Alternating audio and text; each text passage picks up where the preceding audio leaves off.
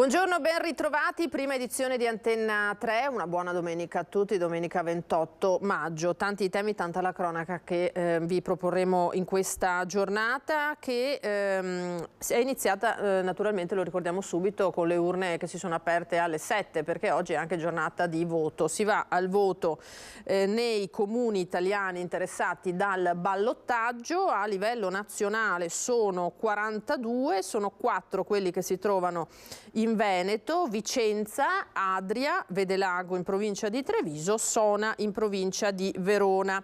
E allora abbiamo detto urne aperte dalle 7 di questa mattina fino alle 23 e domani dalle 7 alle 15. La scelta in questo caso naturalmente è secca tra i due candidati che sono andati al ballottaggio e da domani alle 15 ci sarà naturalmente lo spoglio.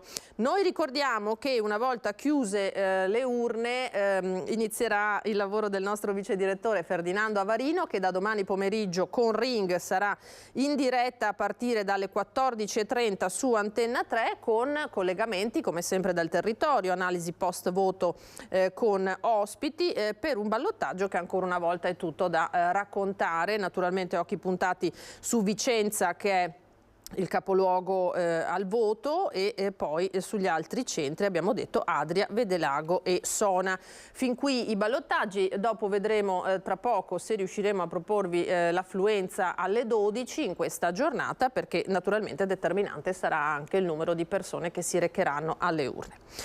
Adesso andiamo alla cronaca, perché purtroppo nelle ultime ore ci sono state altre 2 vittime della strada. Il primo incidente è quello delle 18:30 di ieri pomeriggio, dove un motociclista, Nicolas Carazzolo, è morto sui colli Euganei uscendo di strada e schiantandosi con la sua moto, una Kawasaki. Aveva 26 anni, eccolo qui, era del Rodigino e più precisamente di Villanova del Ghebbo. Sul posto era intervenuto anche l'elisoccorso, ma il ragazzo purtroppo è morto sul colpo, ha perso il controllo della moto in curva finendo contro un albero, un platano che costeggia la strada, lo vedete in quel tratto. Stava viaggiando da Vo in direzione di Este con la polizia locale che è poi intervenuta. Queste immagini invece si riferiscono a un altro incidente mortale che si è verificato invece questa mattina alle 5:20 sulla statale 53 a Bolzano Vicentino, all'altezza dello svincolo del casello dell'A31 Vicenza Nord. A perdere la vita è stato un uomo di 67 anni di Bressanvido, un ex alpino.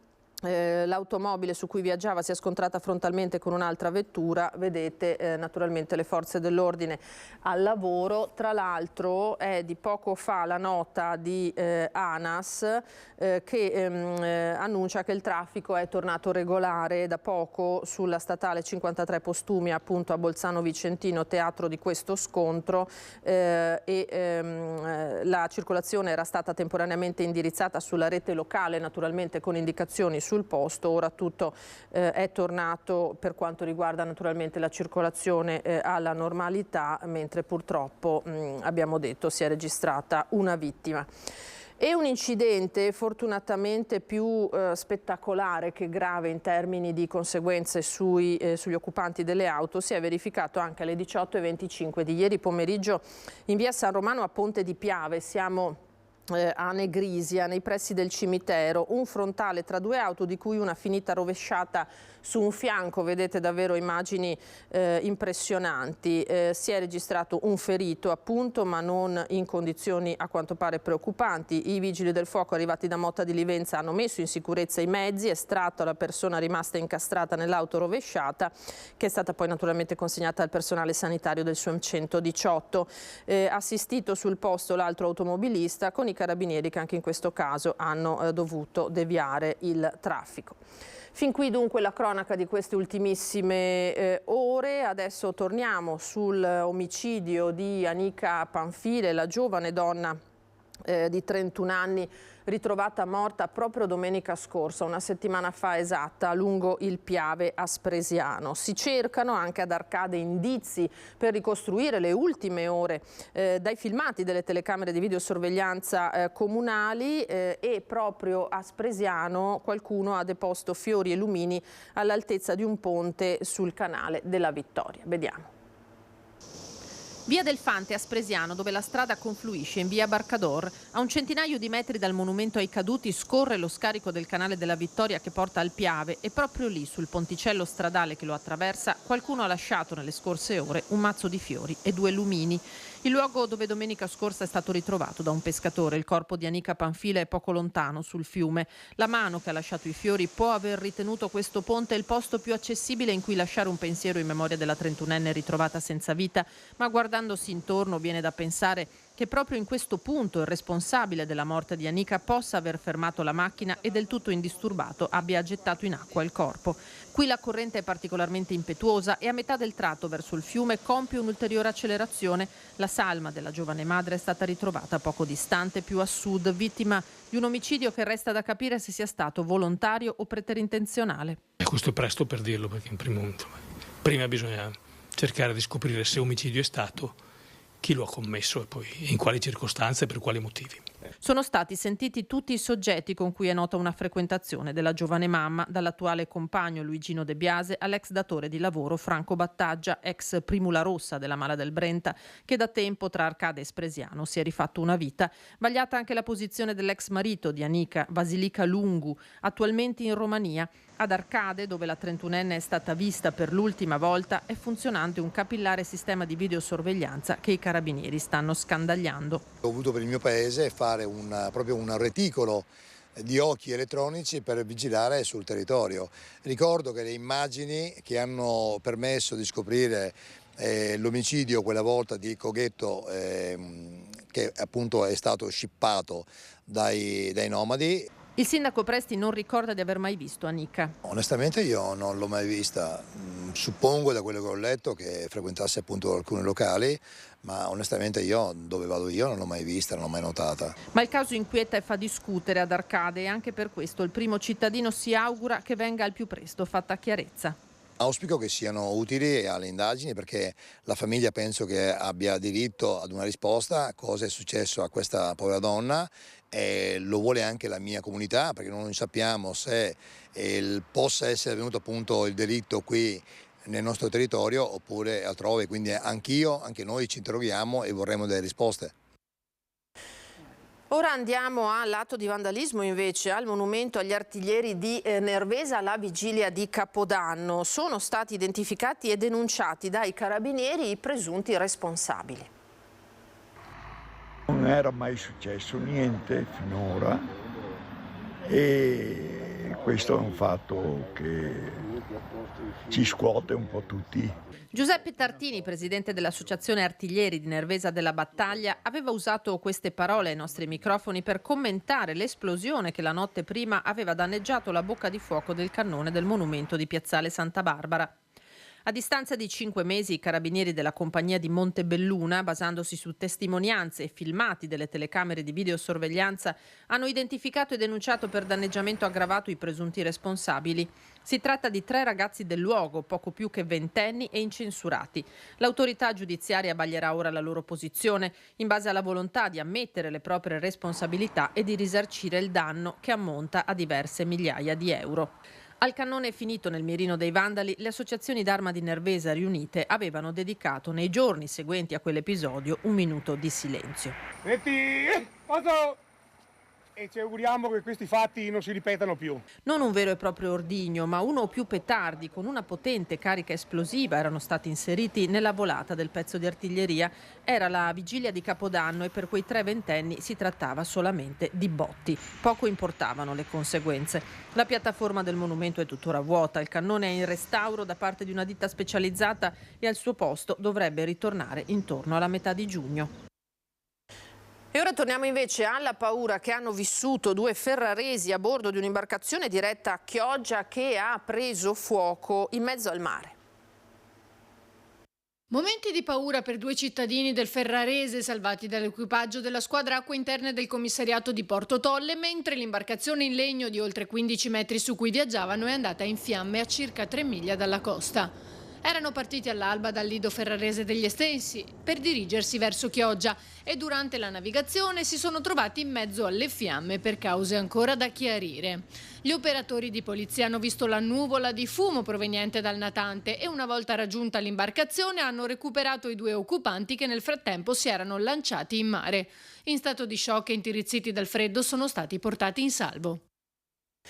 Una notizia che arriva da Macerata sul Piave adesso, perché nel corso della notte nella centralissima via Caccianiga, che è la via per chi conosce Macerata di fronte al municipio, sono dovuti intervenire i carabinieri all'agenzia immobiliare, dove ignoti hanno scassinato la porta d'ingresso e sono entrati all'interno e con probabilmente l'ausilio di una smerigliatrice hanno forzato la cassetta di sicurezza a muro, impossessandosi di assegni, monili in oro e denaro contante per un valore che è in corso in questo momento di quantificazione.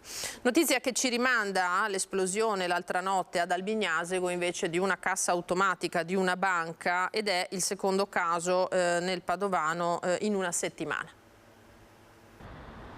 L'esplosione nella notte alle 3, scatta l'allarme e i carabinieri accorrono subito sul posto. Non c'è traccia di malviventi, che non sono però riusciti a rubare niente.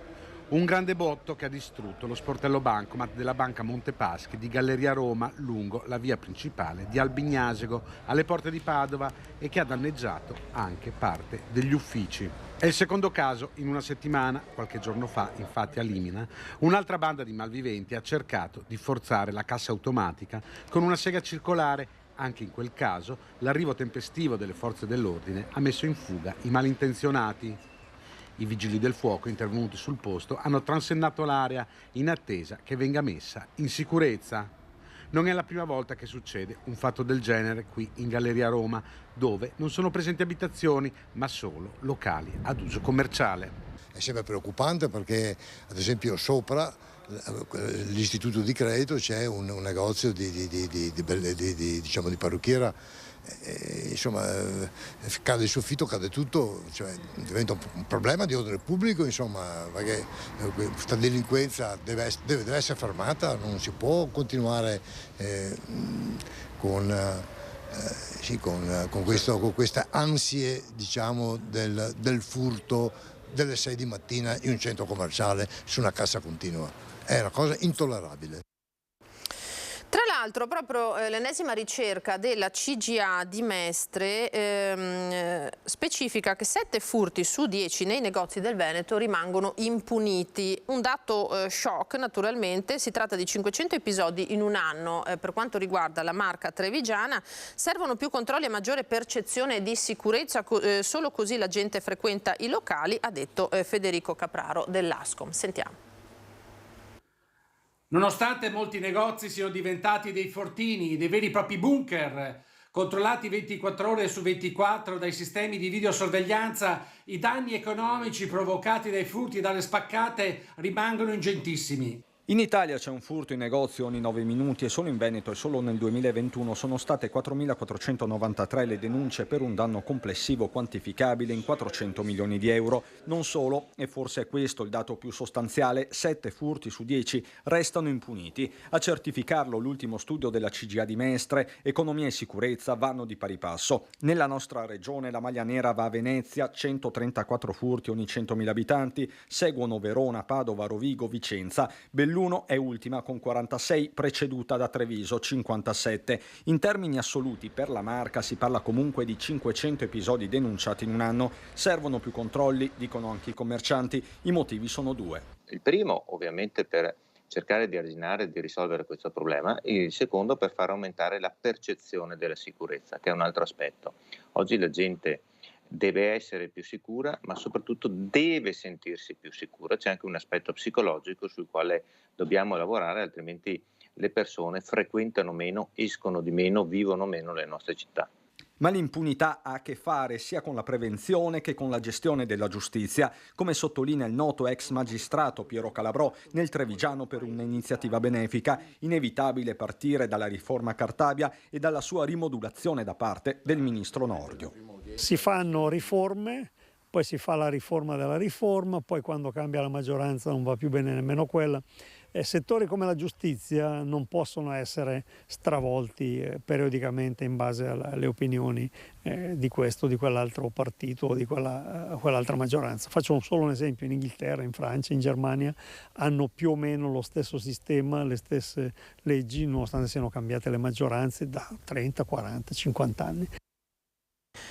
E proprio per arginare la criminalità, in via Premuda a Mestre, a pochi passi da via Piave, le denunce continue dei residenti pare abbiano finalmente portato dei frutti. È stata eretta una barriera all'ex Cinema Piave. Vediamo. Una sorta di mose antidegrado, una micromuraglia cinese, visto che a realizzarla è stata, su richiesta del comune, l'associazione cristiana evangelica cinese che ha comprato l'edificio. Stiamo parlando dell'ex Cinema Piave in via Premuda a Mestre, teatro da troppo tempo di bivacco e luogo di sosta per tossicodipendenti, che ora con grande soddisfazione di residenti e commercianti è stato sbarrato. Penso che abbiano fatto solo che bene.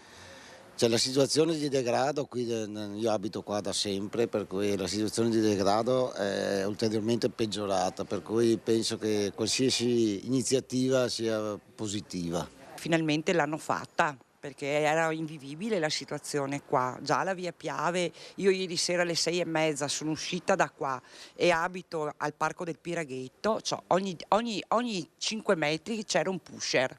Ormai li conosciamo. Girando molta polizia qualcosa di meno si vede, cioè, si sa che se non sono qui si spostano di là. Quello è il problema di fondo. L'innalzamento della barriera non è stato affatto gradito dai tossicodipendenti. I residenti hanno raccontato di alcuni che hanno inveito urlando e bestemmiando quando è stata posizionata. È proprio fatta di legno e addirittura se qualcuno tentasse di spostarla, di romperla per tornare qui a drogarsi, a bere, a bivaccare, anche all'interno, però ovviamente non riusciamo a farvelo vedere, è completamente barricata. Nell'edificio dovrebbe nascere in 1 anno e mezzo circa una scuola di cinese e italiano per bambini, visto che al momento i cristiani evangelici cinesi si ritrovano in una specie di garage. Per molti cittadini però il problema andrebbe affrontato alla radice. Il deterrente è impedire lo spaccio, non è inutile che ci giriamo intorno. Il singolo che e finché ci saranno acquirenti, uno spaccio ci sarà. L'amministrazione dal canto suo sta facendo il possibile con le armi a disposizione. Continuiamo con i presidi mobili e per questo è molto importante avere anche le macchine presidi mobili, perché dove arrivano le segnalazioni interveniamo immediatamente con questo team Veritas, assistenti sociali e polizia locale, in modo da tenere sicurezza e meno degrado nell'area. La normativa sicuramente non ci aiuta. Capisco che si tratta di microcriminalità, ma è una microcriminalità che i cittadini non hanno una percezione poi di insicurezza. Ritorniamo nella Marca con una notizia delle scorse ore, perché è stato ritrovato senza vita Girolamo Tonet, l'anziano 83enne che non aveva più fatto sapere nulla di sé dal pomeriggio del 23 maggio. Il corpo è stato rinvenuto nel pomeriggio di ieri nel fiume Sile, all'altezza del comune di Silea. Si era allontanato dalla propria abitazione in Restera senza fare ritorno, scomparsa che era stata segnalata alla questura. Sul posto naturalmente poi si erano portati vigili del fuoco, volontari per cercare l'anziano, ricerche che sono andate avanti alcuni giorni. La più probabile causa del decesso è appunto che l'uomo sia finito in acqua a causa probabilmente di un malore. A cercare l'ennesima persona scomparsa, in questo caso il signor Tonet, c'era anche la Protezione Civile. Allora io saluto e ringrazio gli ospiti che mi hanno raggiunto in studio, che sono Maria Teresa Miori, segretario generale della provincia di Treviso, buongiorno e ben trovata. Grazie. E Riccardo Mastro Nicola, che è responsabile della Protezione Civile di Treviso. Buongiorno e ben ritrovato. Riccardo, eravate sul posto anche voi, sono avvenimenti, evenienze, queste emergenze in cui intervenite anche voi come Protezione Civile, come volontari?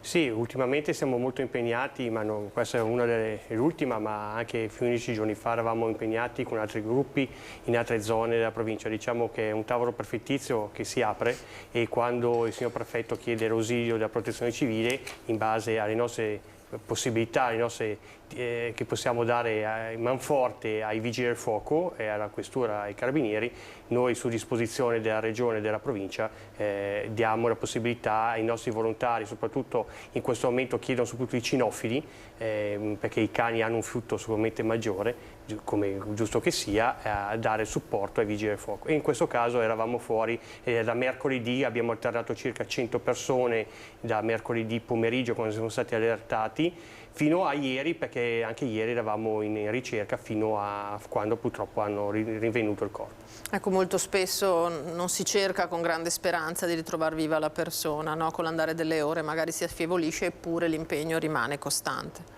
L'impegno deve essere al massimo, perché è una persona, soprattutto quando ci danno le credenziali della persona che da ricercare, in base poi all'età, se è un ragazzo, se è un bambino, in questo caso è una persona anziana, si va a cercare proprio da tutte le parti. Io tra l'altro ho partecipato mercoledì pomeriggio subito, nelle prime ore diciamo, che ci hanno allertato nella battuta, e abbiamo setacciato chilometri e chilometri quadrati di territorio, campi, vigneti, perché poi era una zona dove sappiamo tutti sulla Ristrella ci sono anche aziende dismesse, perciò silos, lignaie, siamo andati anche alla vecchia Chiariforti, ai mulini Mandelli, abbiamo setacciato da tutte le parti per non lasciare nulla di intentato, sempre coordinati dai vigili del fuoco. Certamente, questo è uno degli aspetti della vostra attività, ma Maria Teresa, in questo momento avete molti gruppi come Protezione Civile della Marca Trevigiana impegnati naturalmente in Romagna. Anche oggi stanno passando ormai i giorni,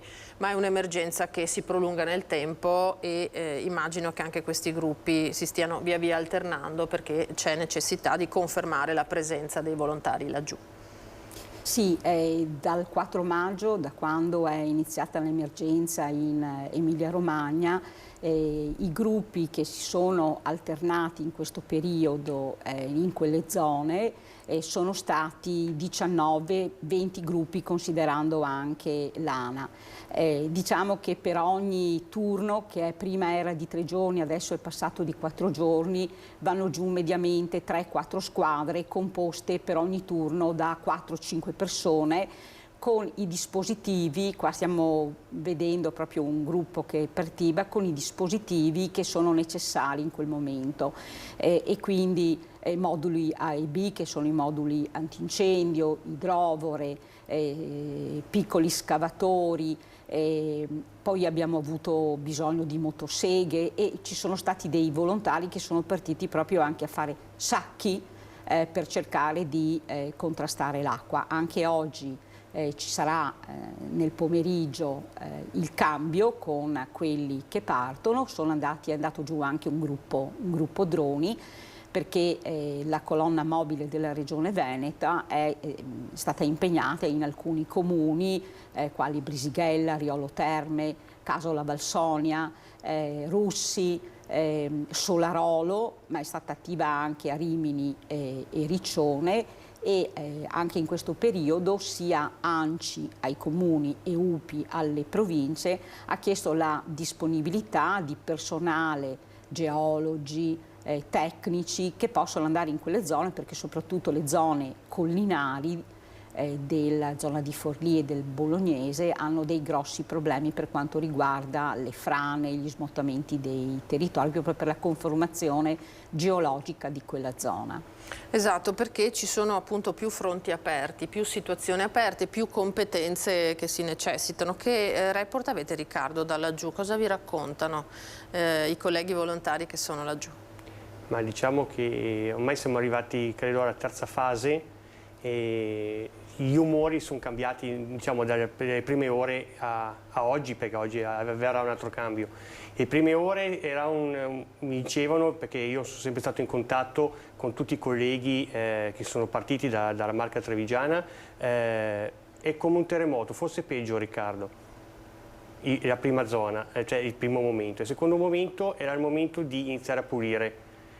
Questo è il terzo momento, il momento proprio di solo pulire, e qua è il momento più duro, perché in questo momento, pensate, non hanno più niente, le case sono svuotate, le cantine sono tecnicamente ripulite dal fango, tranne credo fosse un comune ancora, perché l'acqua è stagnante, non si riesce a farla rientrare, che infatti è stato anche la protezione civile dell'Emilia Romagna ha detto di abbandonare di lasciare proprio le proprie case, adesso non so bene il comune quale sia, ma ecco, sicuramente adesso bisogna tirare via macerie, quintali, tonnellate di macerie, e per quello, come diceva la dottoressa, adesso servono gru, ruspe, proprio per prendere e portare a conferire ai vari CERD tutto quanto è distrutto. Queste persone qui non hanno più nulla e adesso è il momento proprio duro di lavorare proprio con le braccia, perché prima ti davi sull'acqua, ma c'è l'ausilio delle motopompe, adesso c'è anche da tagliare, perché alcuni alberi, alcune diciamo in zone che hanno avuto le frane, gli alberi hanno bloccato, stanno bloccando i letti dei fiumi, perciò bisogna iniziare a pulire anche quanto sia, per far sì che se piove non esondi ancora i vari corsi d'acqua, che sono corsi d'acqua piccolissimi, non sono grossi, perciò sono più importanti e sono anche più pericolosi, perché non pensate che il fiume Po si ingrossa, fa paura, ma danni ne fa, però ci sono tutta una serie di contenimento, di argini che riesce comunque a drenare. Sono i corsi più piccoli che hanno degli alvei fluviali molto piccoli, ok? E poi magari alcuni sono anche intombati, ecco lì si creano i grossi problemi. Sì, tra l'altro non c'entra nulla come fenomeno, ma mi viene in mente il Molinetto della Croda a Refrontolo, che ha quel torrente che scorre accanto, il Lierza, che di solito è vuoto, un rigagnolo, e che quella notte si trasformò invece in un'onda veramente di morte, purtroppo per le 4 vittime di quella notte.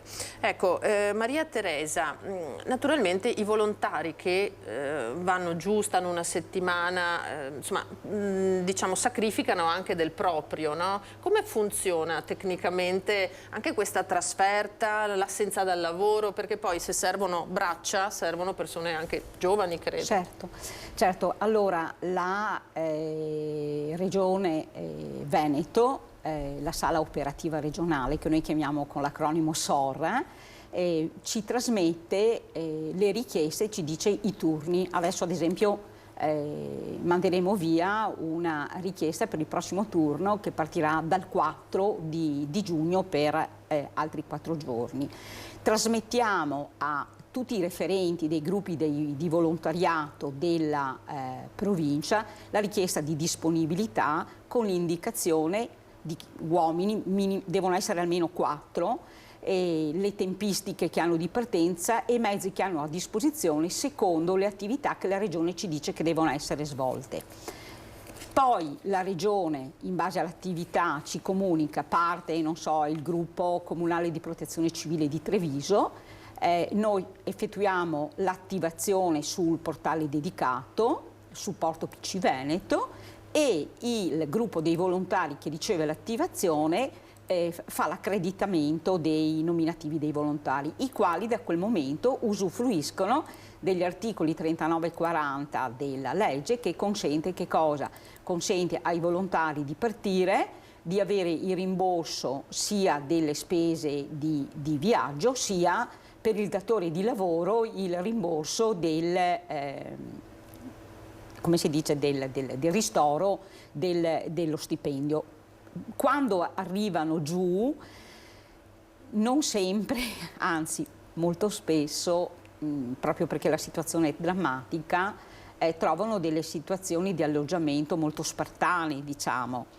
Palestre, magari i bagni sono da una parte, le palestre sono dove dormire dall'altra parte, si mangia in un altro posto ancora. C'erano dei volontari che proprio ci raccontavano che erano, quando sono andati giù, mi pare il secondo turno, forse Riccardo, magari se tu ricordi meglio, sono arrivati, hanno depositato le loro cose in un albergo che era a disposizione. Quando hanno finito il turno l'albergo era andato sott'acqua, sono andati a dormire in una palestra e solo dopo 2 giorni sono riusciti a recuperare il materiale che avevano lasciato là, che era stato ricoperto di acqua. Quindi davvero anche delle difficoltà non da poco da superare. Sì. Io dico che sono veramente encomiabili, incredibili, quello che fanno, la disponibilità, l'impegno personale, la dedizione, l'abnegazione. Arrivano, cominciano a lavorare, partono, finiscono e partono. Ecco, bisogna saperlo e bisogna ringraziarli perché ci sono sempre e per tutti. Certamente.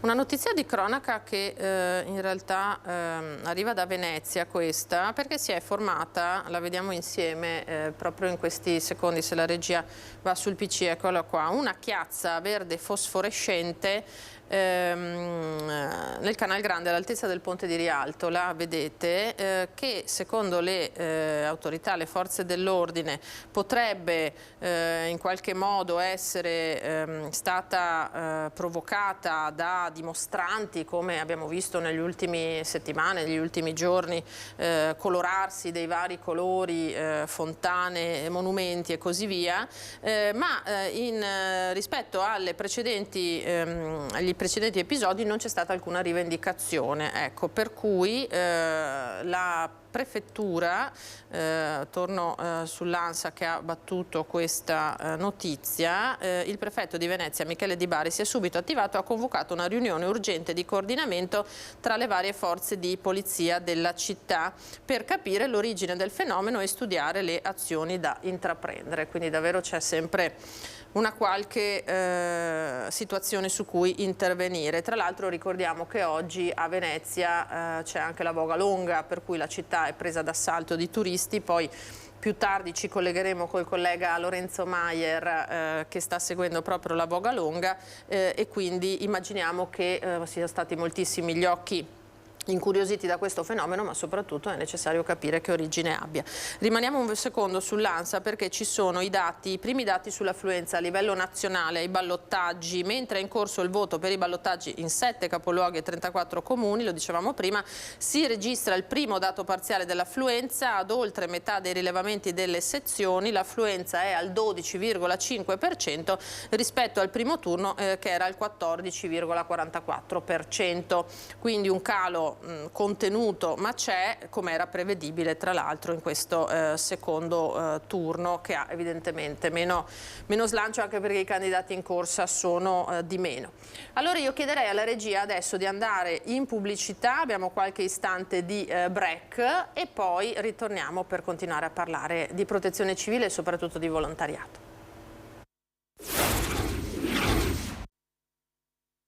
Eccoci di nuovo in diretta con la prima edizione di Antenna 3, ben rientrati con noi in studio. Vi ricordo naturalmente gli ospiti che sono con me in diretta in questa domenica: Maria Teresa Miori, segretario generale della provincia di Treviso, e Riccardo Mastronicola, che è il coordinatore della protezione civile di Treviso. Stiamo parlando con loro dell'emergenza Emilia-Romagna naturalmente, ma non solo, perché i volontari davvero sono impegnati in tantissimi fronti. Tenendo il focus sul tema delle alluvioni e della prevenzione, andiamo a Crocetta del Montello perché la sindaca Marianella Tormena è tornata a parlare ieri dell'iter per la realizzazione della grande cassa di espansione sulle Grave del Piave a Ciano del Montello. Sindaca che è contraria insieme a molti altri colleghi di quel territorio a questa opera, attesa per settembre l'udienza a Roma.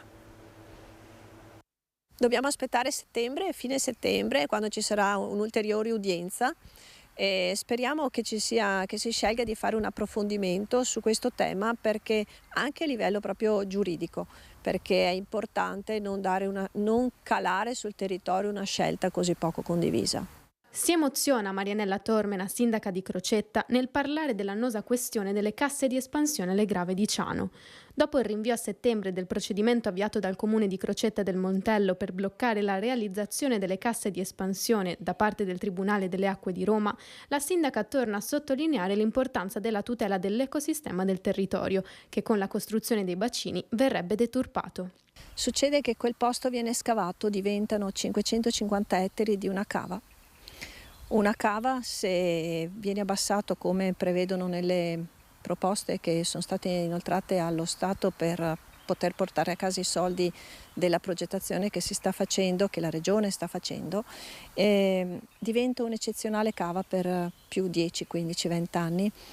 Più verranno costruiti 13 km e mezzo di barriere attorno, che saranno delle grosse anime in cemento armato coperte di terra, che poi mi chiedo quanto possa resistere su una piena, una cosa del genere, uno scempio totale.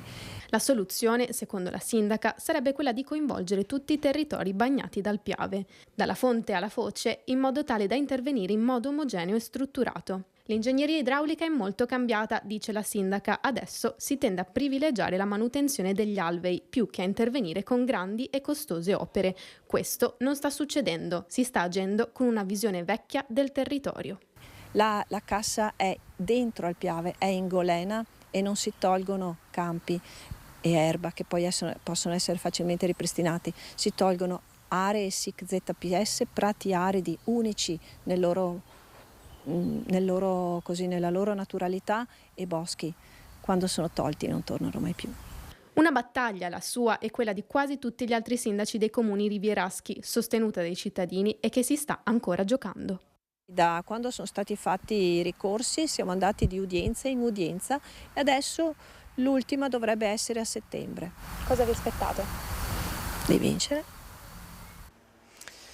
Non è semplice il lavoro dei sindaci, senza dubbio, non è semplice progettare quelle che sono opere per prevenire disastri come quelli che abbiamo visto in Romagna, sempre che si possano prevenire in qualche modo davvero eventi eccezionali di questo tipo.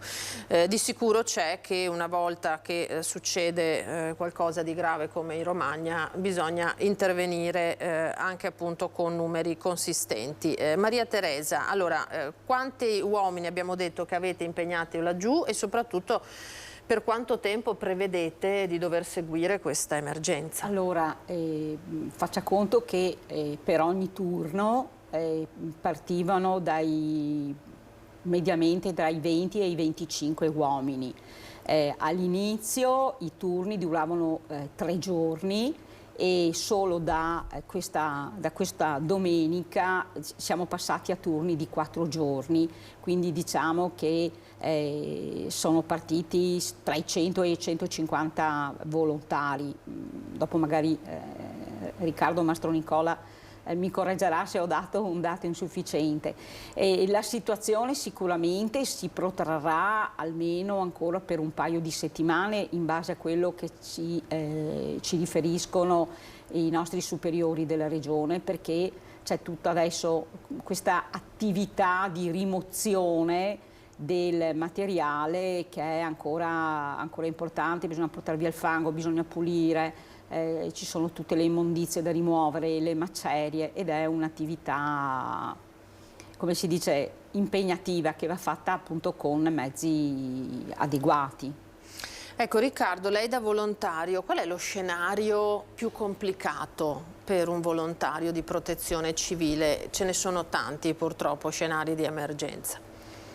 Ma lo scenario più difficile per noi volontari è lo stesso scenario in cui noi andiamo a operare.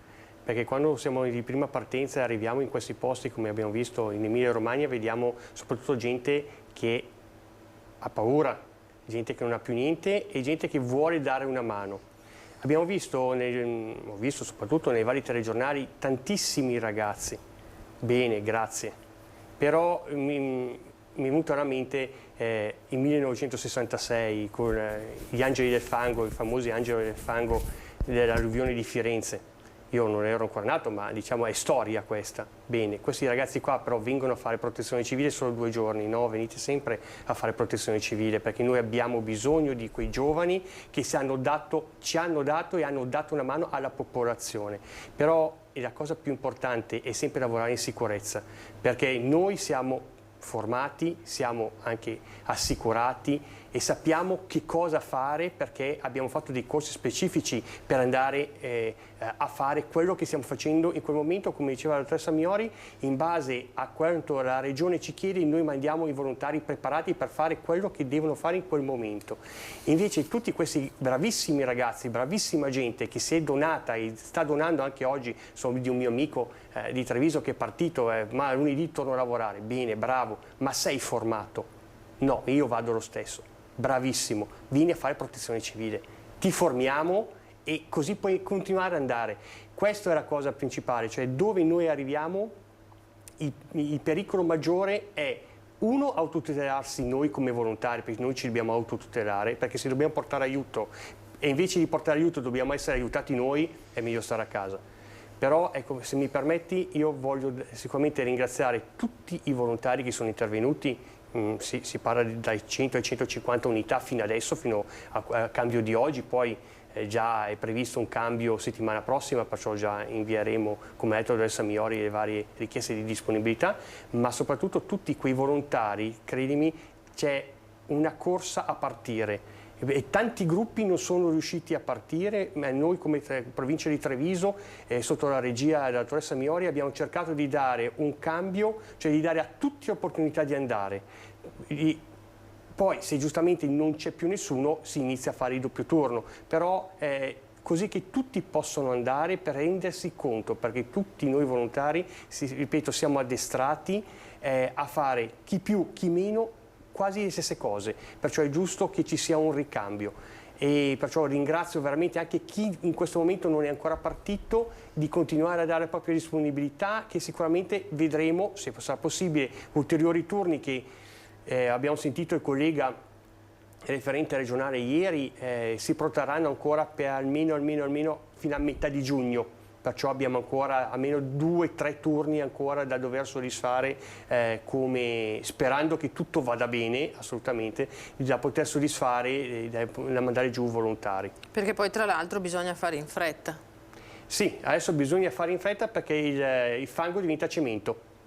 E poi soprattutto bisogna fare in fretta perché l'acqua inizia a puzzare, perciò è una zona, purtroppo l'Emilia Romagna, e poi soprattutto la zona dove è accaduto questo immane sciagurato nubifragio, se torniamo alla storia, è zona paludosa, perciò piena di zanzare, perciò se non si toglie, non si pulisce in modo velocemente tutto quanto è da pulire, potrebbe esserci anche qualche problema a livello sanitario. Abbiamo visto infatti che adesso il fronte si sposta proprio sul tema igienico-sanitario. Un'ultima cosa, dottoressa Miori, diceva Riccardo, i gruppi vogliono partire, i volontari vogliono andare, cos'è che le dicono, cos'è che li muove? Beh, allora il fatto stesso che uno dedichi il proprio tempo, portando via spazio ad altre cose della propria vita, ti fa capire che sono persone che hanno una grossa motivazione personale, sono delle persone per cui il senso del donare non è solo una affermazione teorica, è proprio una manifestazione concreta di solidarietà. E sono tutte delle persone che hanno veramente un senso di dare agli altri elevatissimo, proprio hanno questa percezione è in loro molto forte e li porta a darsi, li porta ad essere disponibili, perché se mi consente io vorrei ricordare i volontari, quello che hanno fatto durante il periodo del Covid, sono sempre andati fuori a portare aiuto, i vari i terremoti, emergenze idriche. Loro vogliono andare perché per loro è proprio un darsi, un donarsi. Questa cosa è una cosa bellissima e se mi consente solo ripetere una cosa che ha detto Riccardo, io veramente invito i giovani a conoscerci, ad avvicinarsi. Ci sono dei gruppi diversi, c'è il gruppo dei cinofili, c'è il gruppo sommazzatori, quindi ci sono tante cose anche interessanti, anche diverse, che potrebbero anche essere interessanti, più interessanti magari per un giovane, ecco, perché è importante aiutare, è importante esserci, perché oggi sono i cittadini dell'Emilia Romagna, ieri sono stati cittadini dell'Abruzzo, un paio d'anni fa sono stati friulani, ci siamo stati anche noi, anche lei ha ricordato quello che è successo sulla Croda e quindi chiedo ai giovani di esserci e di farsi avanti. Noi siamo sempre disponibili, anche insieme al Riccardo Mastronicola, lui è di Treviso, ma ci sono volontari in tutti i gruppi comunali, in tutti i comuni ci sono, a fornire informazioni. Venite, conosceteci e diventate volontari della Protezione Civile. Così da essere più efficaci, dicevamo, e da canalizzare gli sforzi in maniera utile per tutti. Allora io vi ringrazio moltissimo di questa vostra testimonianza. Maria Teresa Miori, segretario generale della provincia di Treviso, Grazie. Riccardo Mastronicola, che è coordinatore della Protezione Civile di Treviso, grazie a voi, grazie per quello che fate e naturalmente un grande abbraccio a tutti i volontari e a tutti quelli che si stanno adoperando in Romagna. Adesso noi andiamo a parlare di un altro fatto tragico che purtroppo è noto a tutti, il crollo di Ponte Morandi. Interessi economici messi davanti alla sicurezza, ha detto Federico Cerne, il sopravvissuto triestino alla tragedia del ponte, commentando le parole del manager Gianni Mion, ex amministratore delegato della holding Edizione, che ha dichiarato di sapere da anni, lo ricorderete, che il ponte fosse a rischio crollo.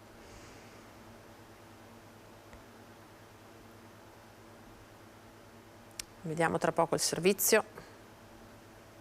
Nessuno ha detto niente, non hanno fatto nulla, hanno firmato un'autocertificazione e poi purtroppo 8 anni dopo sappiamo quello che è successo.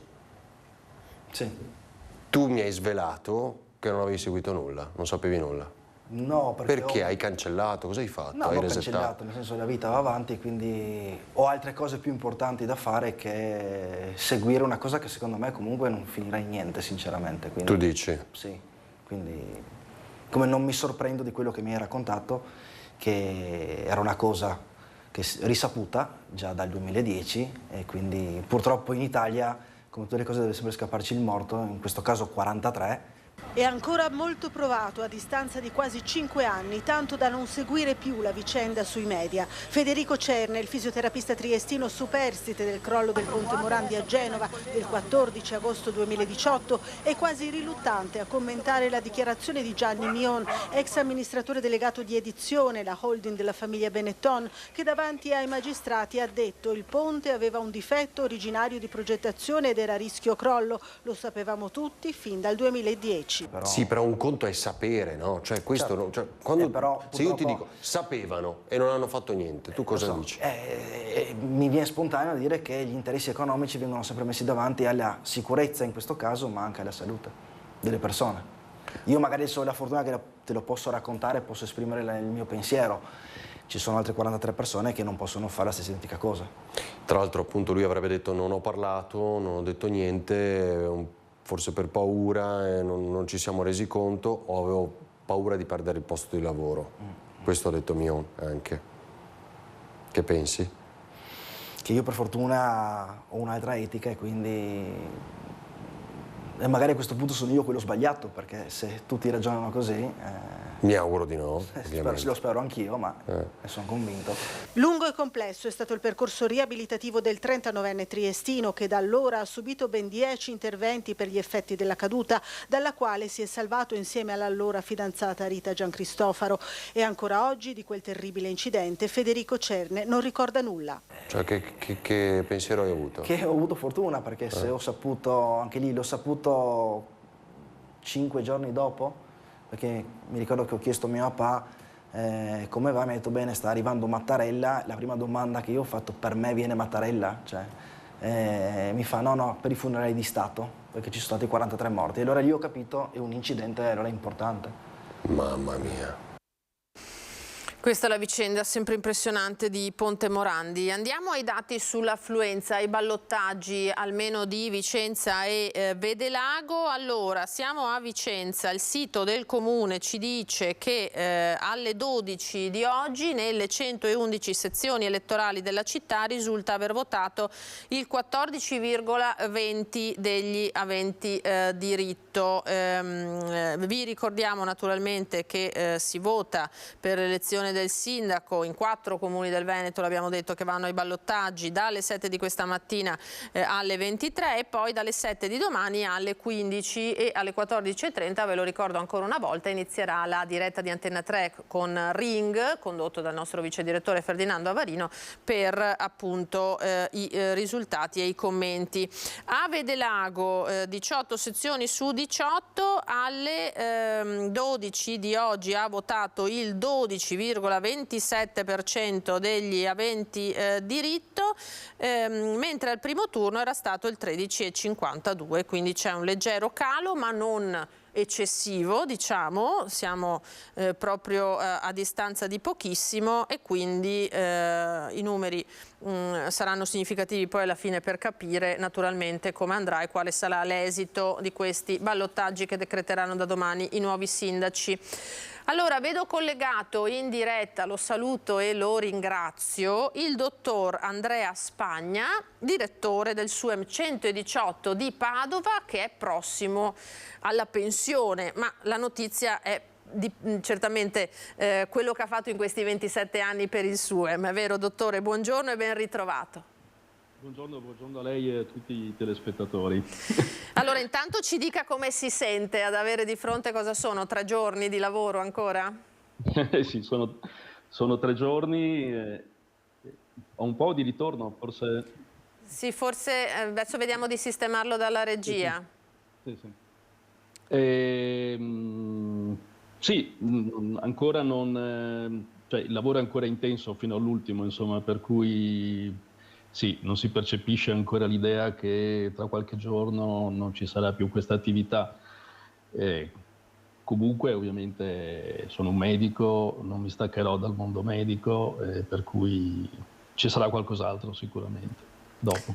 Senta, ci racconti la sua esperienza, il SUEM 118 di Padova, perché lei ha accompagnato appunto in questi 27 anni la crescita di questo servizio, che si è trasformato naturalmente anche nel tempo, è cresciuto e adesso è diventato uno dei fiori all'occhiello naturalmente della ULSS di Padova. Sì, una storia che appunto è iniziata nel 96, la nostra, diciamo, centrale operativa è andata ad aggiungersi alle altre 6 del Veneto. Ricordo che il 118 è stato attivato in Italia formalmente nel 92, per cui dopo un po' alla volta si sono attivate tutte le regioni con tempistiche diverse. E niente, è stata una sfida, nel senso che è stata una cosa presa da zero. All'epoca io appunto sono specialista in anestesia e rianimazione, a Padova è nato nell'ambito dell'Istituto di Anestesia e Rianimazione, all'epoca diretto dal professor Giampiero Giron, che mi ha chiesto di occuparmi di questa tematica, e da lì ovviamente in collaborazione con la regione e con l'azienda sanitaria locale abbiamo iniziato questa avventura. All'inizio con strumentazioni, anche l'altro giorno guardavo qualche vecchia foto, con strumentazioni che adesso fanno sorridere, nel senso che avevamo i monitor con i video col tubo catodico. Adesso invece abbiamo tutt'altra cosa, tutt'altre tecnologie che ci aiutano nel gestire al meglio le missioni di soccorso.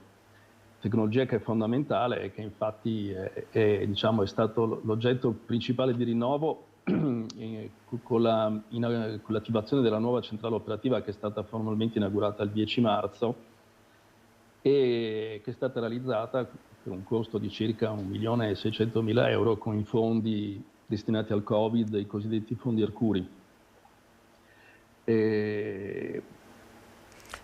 Dottore, qui abbiamo visto delle immagini che noi abbiamo di repertorio naturalmente di Treviso, ma visto che abbiamo il servizio proprio dell'inaugurazione della centrale nuova operativa del SUEM 118 di Padova, andiamo a vederlo insieme e poi lo commentiamo.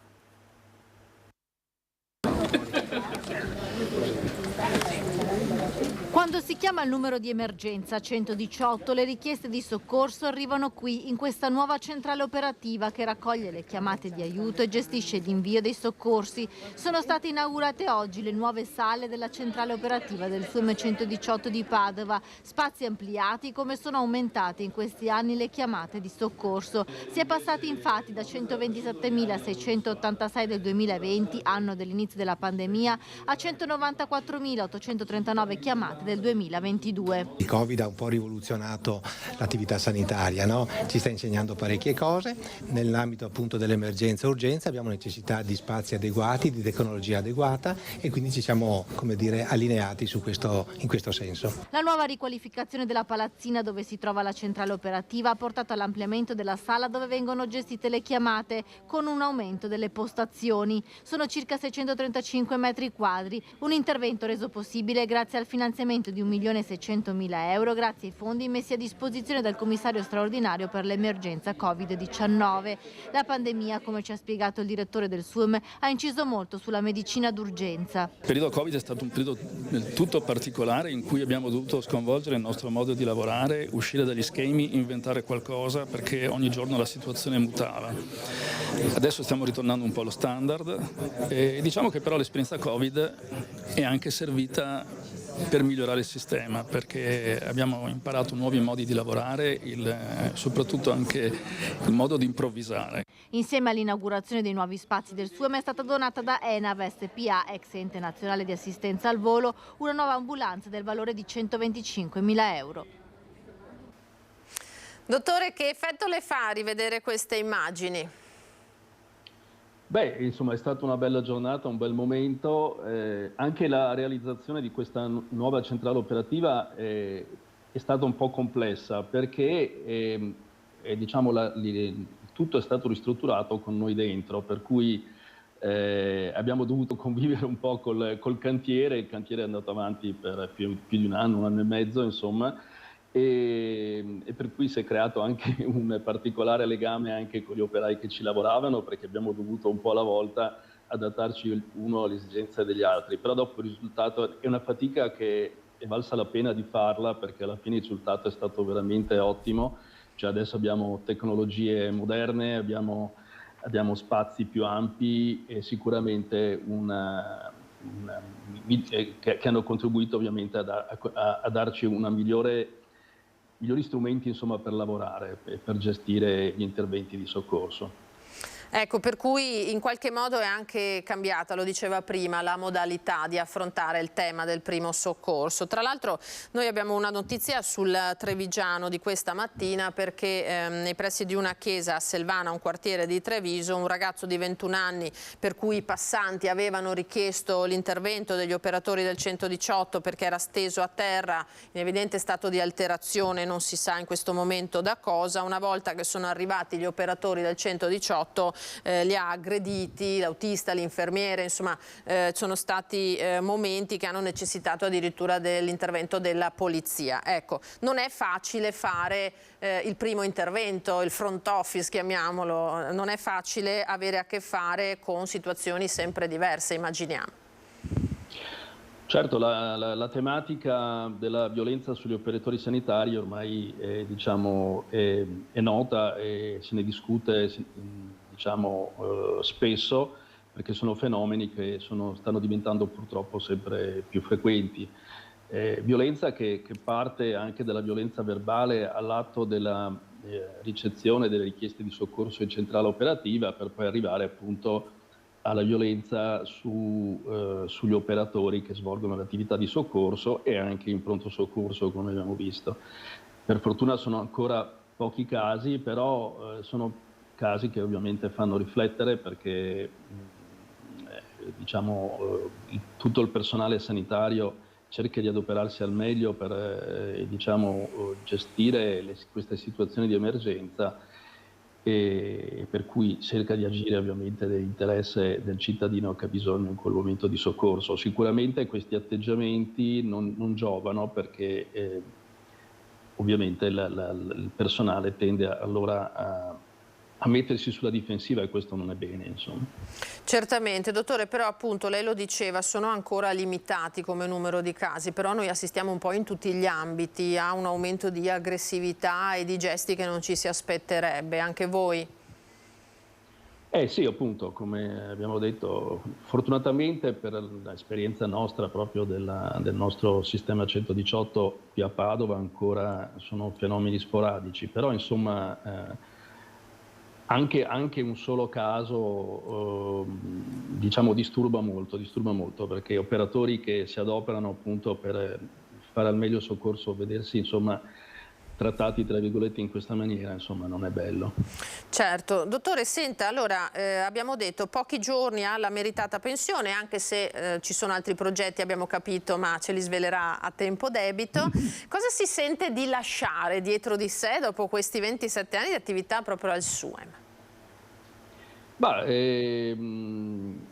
È stato un percorso complesso perché, ripeto, mettere in piedi un sistema da zero ovviamente non è semplice, però dà anche soddisfazione, perché poi vedi che ogni cosa che è stata realizzata c'è comunque qualcosa di tuo, qualcosa di mio, ma molto di tutti gli operatori che si sono avvicendati in questi 27 anni al mio fianco, medici e infermieri, e anche poi tutto il mondo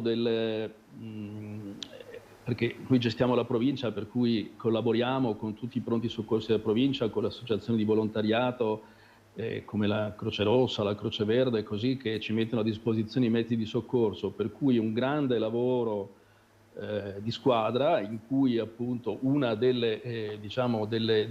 compiti di un direttore di una centrale operativa è anche quello di mantenere unita la squadra, di farla girare e di ottenere al meglio da ciascuno degli operatori in gioco, per cui insomma io ho cercato di fare il mio meglio in questo senso, ma diciamo se siamo arrivati a certi standard, a certi livelli, ovviamente grazie al lavoro di tutti, di tutta questa grande squadra che comprende centinaia di persone. Senta, c'è stato per caso qualcosa che non ha fatto a tempo a vedere realizzato o che spera si realizzi per il vostro ambito, il vostro settore in futuro? Ma potrei parlare di tante cose, perché ovviamente avendo diciamo, passato la mia carriera a cercare di far crescere questa centrale operativa, si vorrebbe sempre di più, si guarda avanti, si ottiene il risultato e si guarda avanti. Forse volendo fare una battuta, questa nuova centrale operativa che adesso abbiamo non faccio in tempo a godermela pieno, insomma. Davvero? Finalmente abbiamo un ambiente di lavoro veramente diciamo confortevole e diciamo tecnologicamente avanzato, che non riesco a goderlo a pieno. Senta, che messaggio vuole dare al suo successore? Ma io direi sì, i messaggi sono che il lavoro è impegnativo perché già il lavoro del medico in sé è un lavoro che non conosce orari, poi praticamente quando si lavora in emergenza ancora di più. Spesso si arriva la mattina con in testa tutta una serie di cose da fare, non si riesce a fare neanche una perché prevalgono le varie eventuali rispetto al lavoro programmato. Per cui, come un po' si è visto in intervista prima, la nostra capacità deve essere quella della flessibilità, di adattarsi alle novità del giorno, alle emergenze, alle situazioni insolite, e per cui questo impegna molto, perché impegna appunto H24 365 giorni all'anno. Però io penso che insomma la macchina è avviata, per cui penso che insomma ci siano gli uomini e gli strumenti per portarla avanti in modo adeguato. Benissimo, lascia una bella eredità, lo vediamo da queste immagini. Dottore, noi la ringraziamo molto per la sua disponibilità, le auguriamo naturalmente tutto il bene per il futuro e grazie ancora al dottor Andrea Spagna, direttore ancora per qualche giorno del SUEM 118 di Padova. Grazie a lei, grazie a tutti i telespettatori. Grazie. Allora, in regia Italo Morao e Alessandro Granziera, che ringrazio, diamo un piccolo break adesso e poi torniamo per parlare anche di Bogalonga.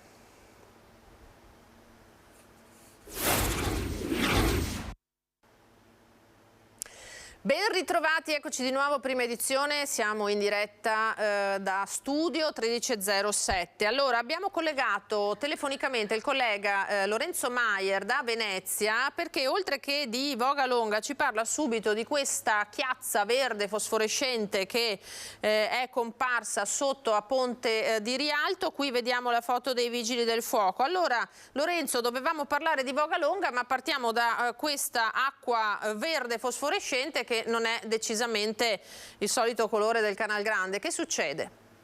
Sì, Mina, ciao, buongiorno a te, ai nostri telespettatori e buona domenica. Canal Grande questa mattina, come dicevi giustamente tu, la sorpresa perché intorno alle 9 acqua verde è comparsa sul Canal Grande. Subito sono intervenuti i Vigili del Fuoco per capire di che cosa si tratta, non abbiamo ancora notizie certe. Certamente possiamo dire che il verde era molto marcato, per cui si sta adesso valutando se si tratta solo di una proliferazione di alghe o se ci sia stato qualche colorante che possa aver accentuato il fenomeno. Comunque la situazione è tranquilla. Certamente queste foto, queste immagini hanno fatto rapidamente il giro del mondo e soprattutto dei social e del web. Certamente, abbiamo letto poco fa dall'ANSA, Lorenzo, che il prefetto ha convocato anche una riunione d'urgenza. Non si capisce se sia un gesto dimostrativo oppure se questa sostanza che ha colorato l'acqua in questa maniera sia scaturita in qualche modo accidentale, che va verificato, va appurato, perché in questo momento non ci sarebbero rivendicazioni. Andiamo a vedere se sulle agenzie per caso c'è qualche novità. Riporta alla memoria, si legge nell'ANSA, una storica performance di un artista argentino, siamo alla Biennale del 68, che colorò di verde le acque del canale utilizzando un pigmento, dice l'ANSA, però è tutto naturalmente da appurare, da verificare. Sono stati prelevati alcuni campioni d'acqua dai Vigili del Fuoco proprio sul punto del Canal Grande dove è comparsa questa chiazza fluorescente. Oltre ai pompieri, sul posto si sono recati anche i tecnici dell'Agenzia regionale per l'ambiente. Fin qui questa chiazza che resta al momento un mistero, è vero Lorenzo? Adesso ecco, la rimostriamo. Parliamo invece di Vogalonga, città presa d'assalto dai turisti, possiamo immaginare, e poi ci anticipavi, c'è stato anche un momento in cui i partecipanti hanno voluto riportare l'attenzione sul tema del moto ondoso. Sì, diciamo che la Vogalonga nasce con questo scopo nel 1975, proprio quello di portare l'attenzione della città su quello che è il problema, comunque l'aspetto di vita quotidiana del moto ondoso. Pensiamo al 1975, certamente i motori non erano quelli di oggi, ma già all'epoca, già allora si rifletteva sull'equilibrio di Venezia e su come dovesse essere la navigazione. Per questo si racconta, chi ha ideato la manifestazione, la famiglia Rosa Salva, Antonio Rosa Salva, che è il promotore di questa bella iniziativa.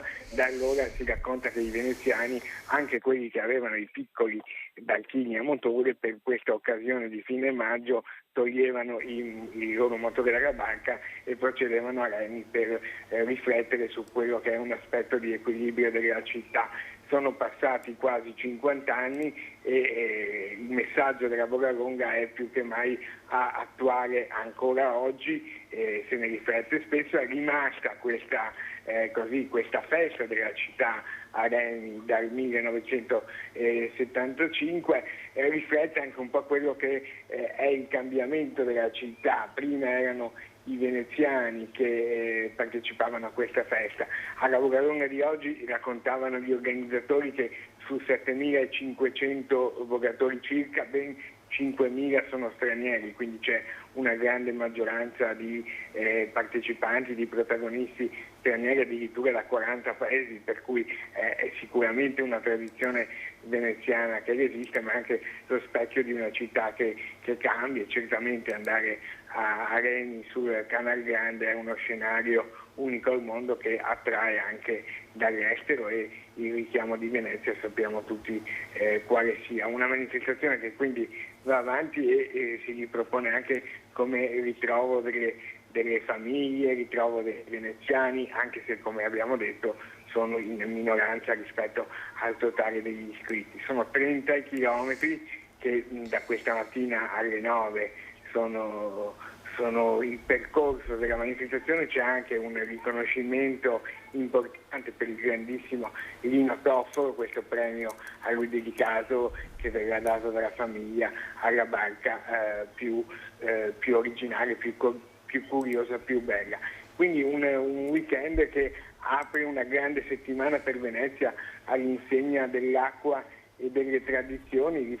Pensiamo che mercoledì si aprirà il Salone Nautico con questi gioielli del mare che tornano in nazionale, e poi domenica è la grandissima sfida che torna qui a Venezia del Palio delle Antiche Repubbliche Marinare, che verrà lo scenario bellissimo del Canal Grande come punto di arrivo. Per cui davvero una settimana all'insegna dell'acqua e della tradizione veneziana. Benissimo, Lorenzo, io ti ringrazio moltissimo di questa telefonica e ci aggiorniamo naturalmente per ulteriori novità. Grazie a Lorenzo Maier da Venezia.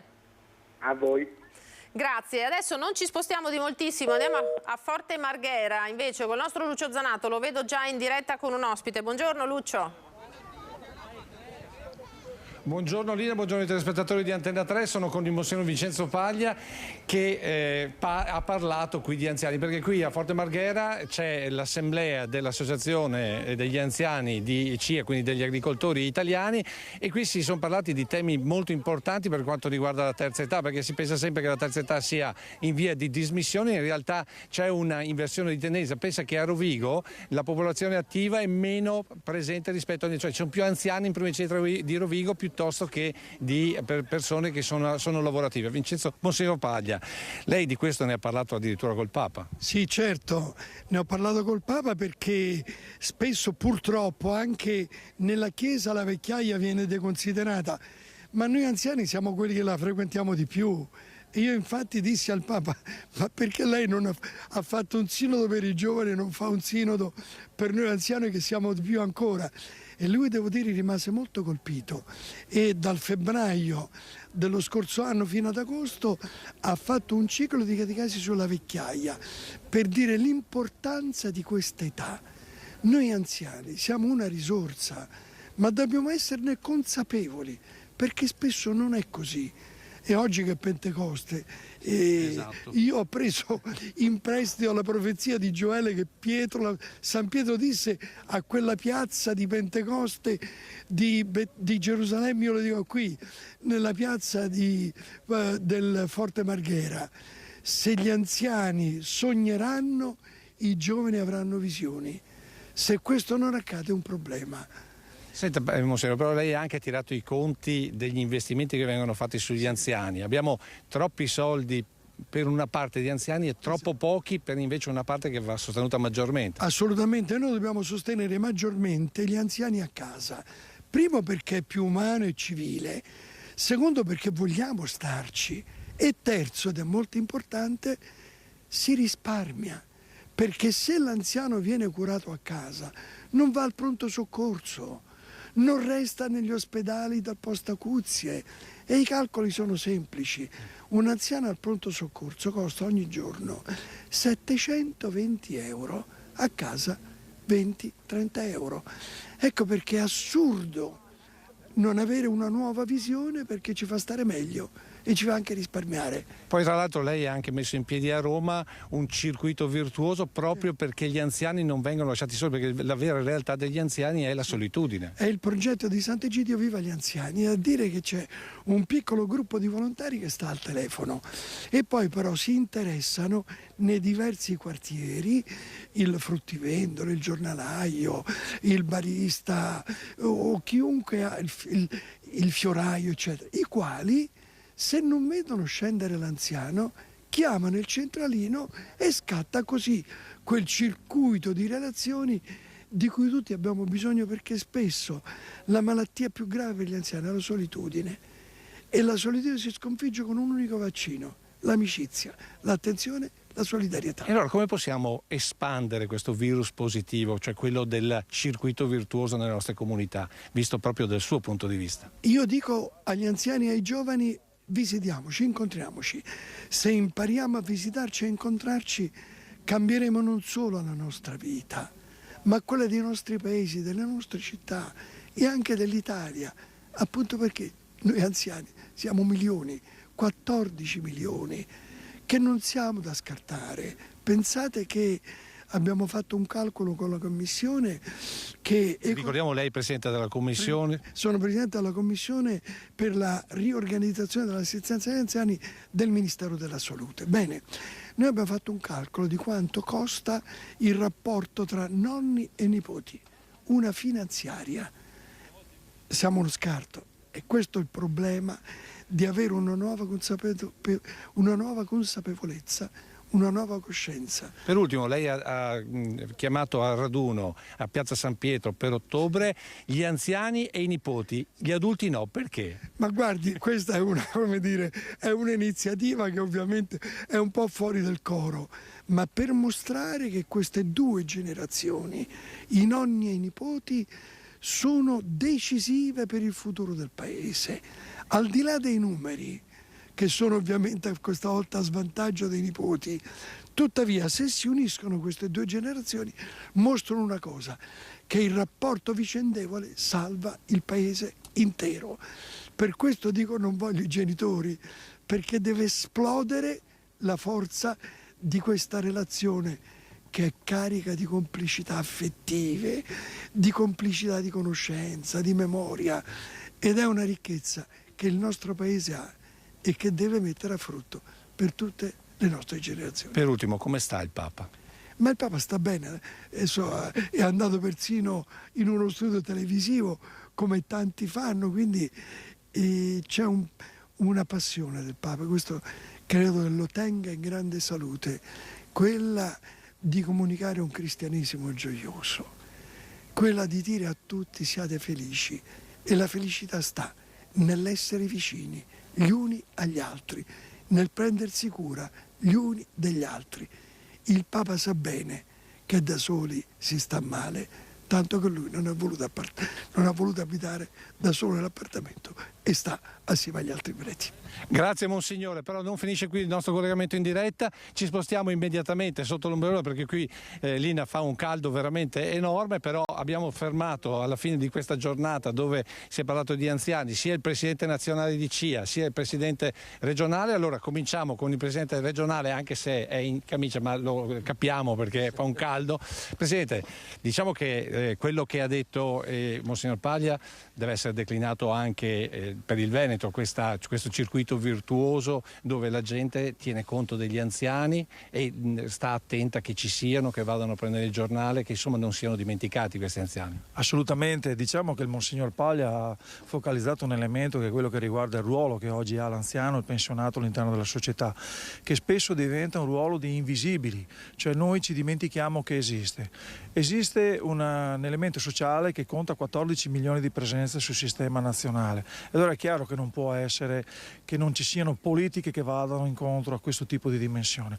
Calcolando cos'è stato ad esempio il ruolo dell'anziano, del pensionato all'interno dei periodi di difficoltà che abbiamo avuto, anche pre-pandemici, se pensiamo alle crisi, se pensiamo al livello che hanno di mitigazione nel welfare, quando ad esempio ci vanno ad accudire i figli, i nipoti. Ecco, se noi riteniamo che oggi non è una questione di risorse ma è una questione di politiche, dobbiamo ridefinire il ruolo importante che ha questo sistema sociale che esiste all'interno del nostro paese. Ecco, però va detto che in Veneto le aziende agricole sono nella stragrande maggioranza, il 90% aziende familiari, e all'interno delle aziende familiari c'è quel welfare dedicato agli anziani perché in casa l'anziano, il nonno, non è mai dimenticato.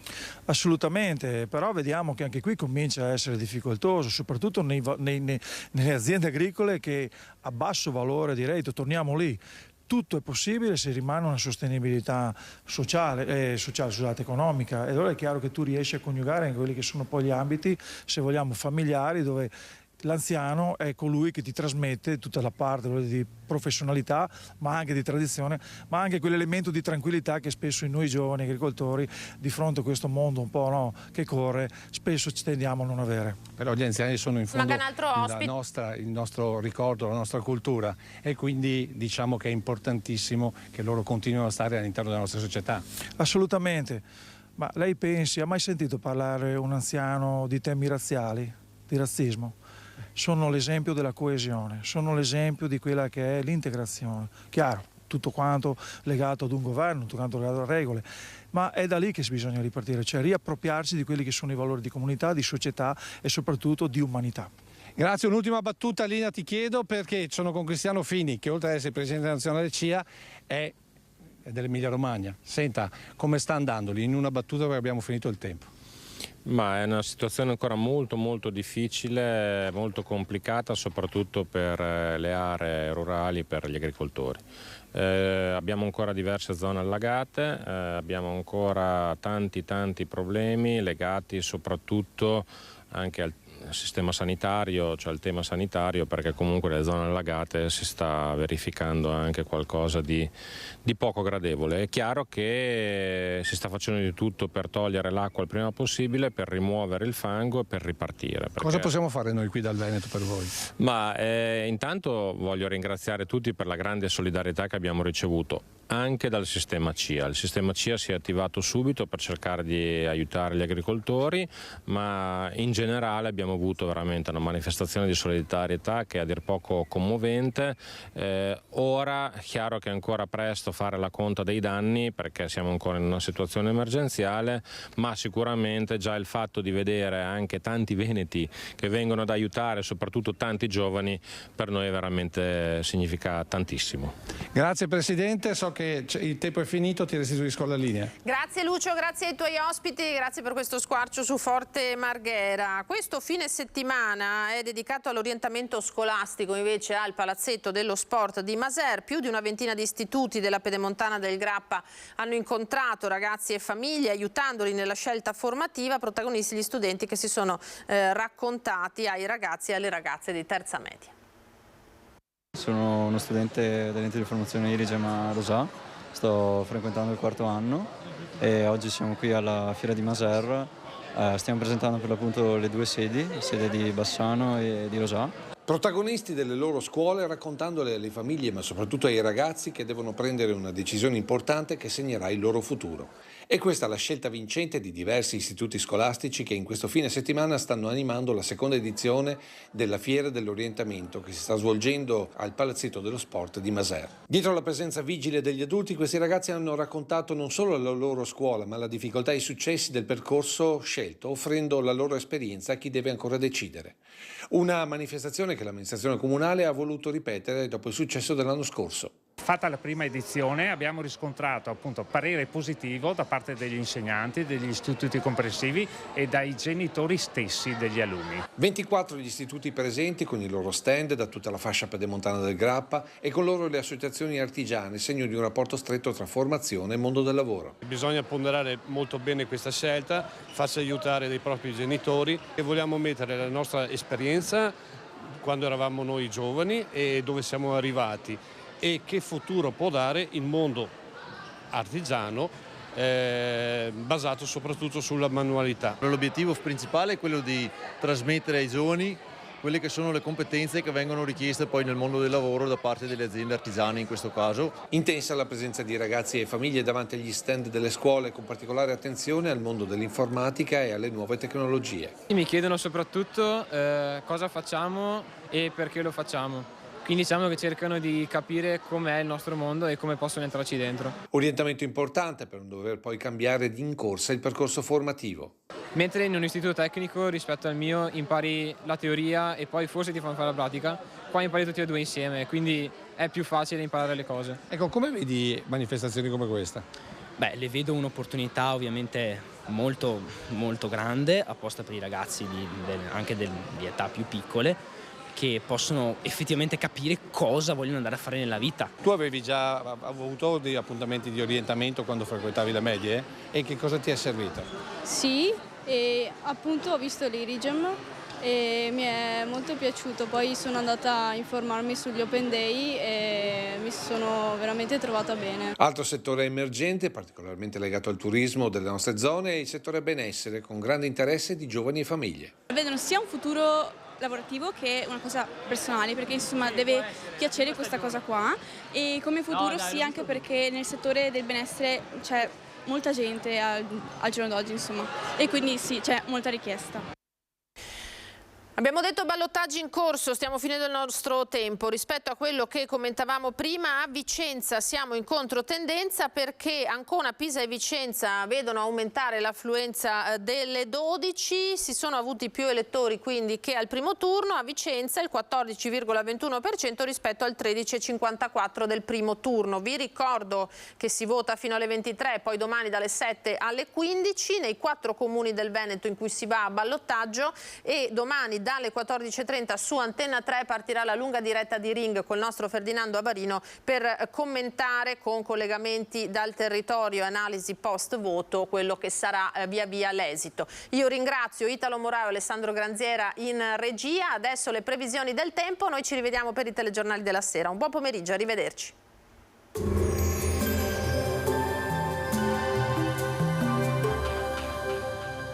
La tua bolletta continua a salire? Chiama allo 0422 32 06 05. Exi, professionisti del risparmio energetico dal 2006. Bentrovati al meteo. Ultimo weekend di maggio con sole, caldo moderato e tempo non del tutto stabile. Vediamo il dettaglio della giornata di domenica. Sul Veneto sarà soleggiato con cielo in prevalenza poco nuvoloso. Sui monti alternanza di nuvole e rasserenamenti, dove nel pomeriggio avremo una maggiore probabilità di qualche temporale, possibile poi fin verso le pianure limitrofe. Temperature senza variazioni di rilievo, minime tra 14 e 19 gradi, massime invece tra i 23 e i 28 gradi all'incirca. Ci spostiamo ora sul Friuli Venezia Giulia, dove il cielo sarà sereno o poco nuvoloso, come ci mostra la grafica. In montagna si formeranno degli annuvolamenti con la possibilità di qualche rovescio. Temperature minime tra 15 e 17 gradi, massime sui 26-27 gradi. Infine diamo uno sguardo al Trentino Alto Adige, dove sarà in prevalenza soleggiato ma un po' più nuvoloso, specie nelle ore centrali, con temporali a carattere sparso. Temperature minime intorno ai 13-15 gradi, massime sui 26 all'incirca. Dal meteo di Antenna 3 per ora è tutto, grazie per l'attenzione, arrivederci.